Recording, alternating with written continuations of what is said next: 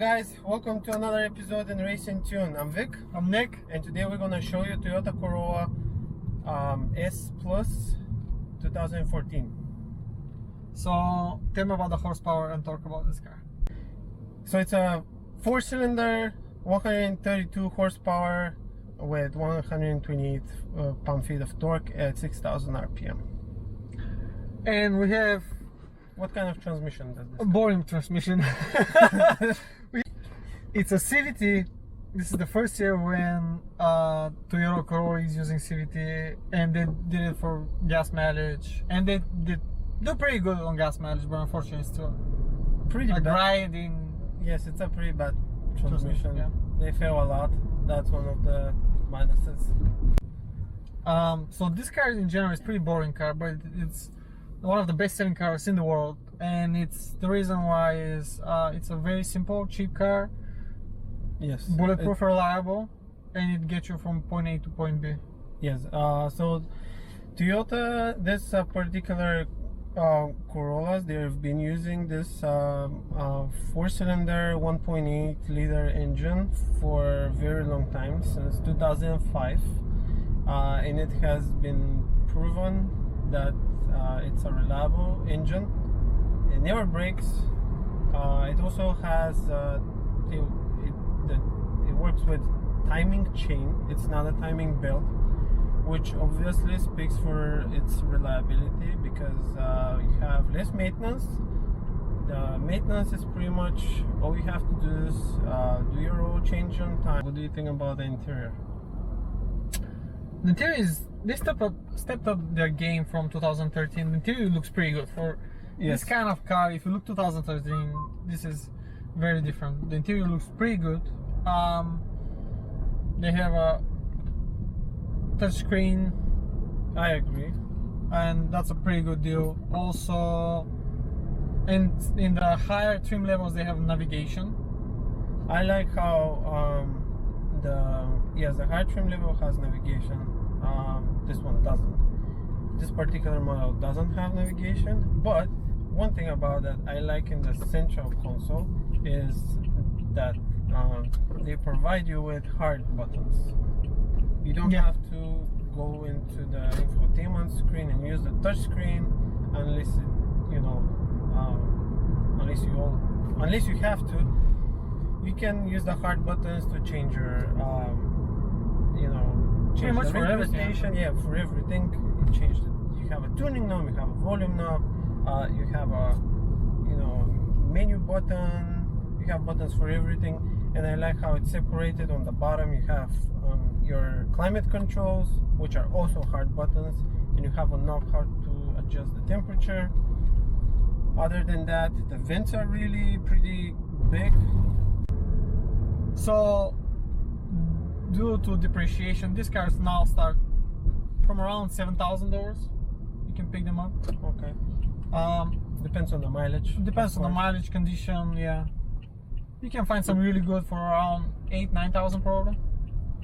Okay, and I mean, their depreciation value is not very high. They don't depreciate because they're reliable. Yeah, they don't. I mean, Corolla doesn't depreciate as much as the rest of the cars in this class. They do pretty well, and that's a good thing for people who buy them brand new, and even Yeah. if you buy used. So the Toyota Corolla, what's its competitor?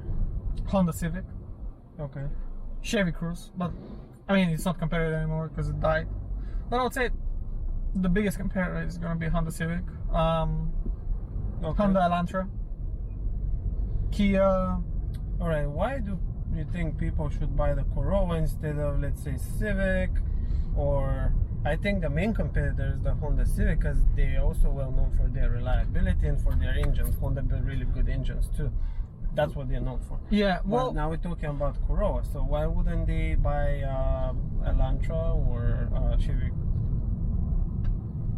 Chevy Cruze. Well, Yes. the reason why you should buy in general Toyota is reliable, and it's bigger than average in this class.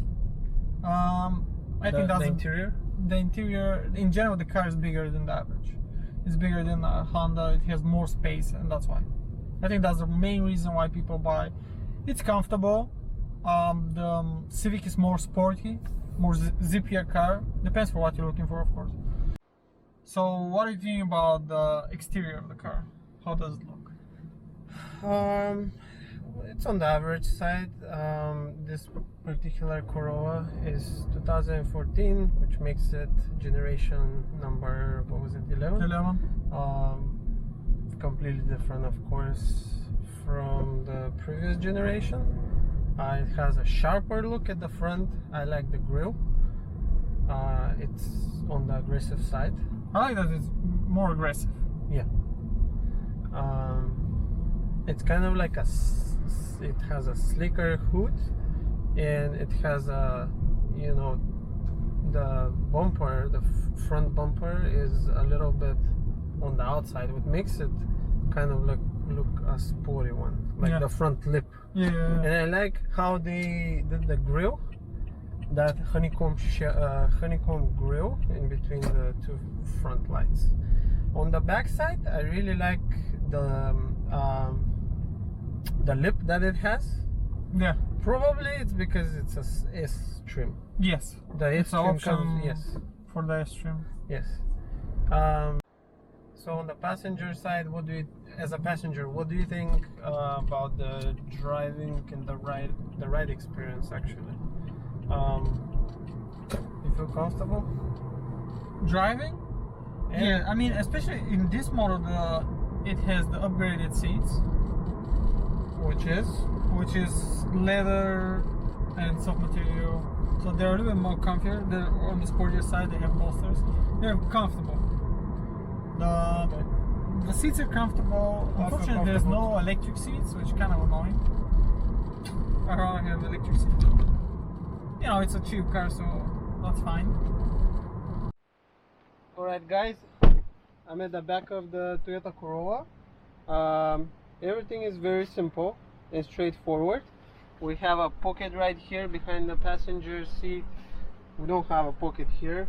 The cup holders are down here. There's no armrest. Everything is leather and mixture of leather material and cloth.